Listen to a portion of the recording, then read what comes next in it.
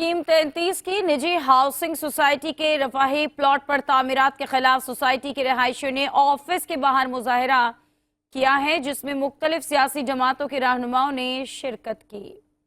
निजी housing society के रहायशियों ने फलाही कामों के लिए मुख्तस किए गए प्लॉट पर घरों की तामीरात के खिलाफ एहतजाज किया। इस मौके पर मुजाहिरीन ने हाथों में प्ले कार्ड्स भी उठा रखे थे। मुजाहरे में Jamaat Islami Karachi, grand alliance Karachi, residency के रहनुमाओं और इलाके के यूसी चेयरमैन ने भी शिरकत की। के मामलात इतने ज़्यादा यहाँ पे गंभीर होते जा रहे हैं। एक कैफियत ये है कि लोग अपनी सारी ज़िंदगी के पैसा लगा के सोसाइटीज़ के अंदर अपने प्लॉट्स बनाते हैं और कराची का तो हाल बुरा है, तबाह बर्बाद है कि जिसको पीपल्स पार्टी के गवर्नमेंट ने यहाँ पे कराची को तबाह करके रख दिया।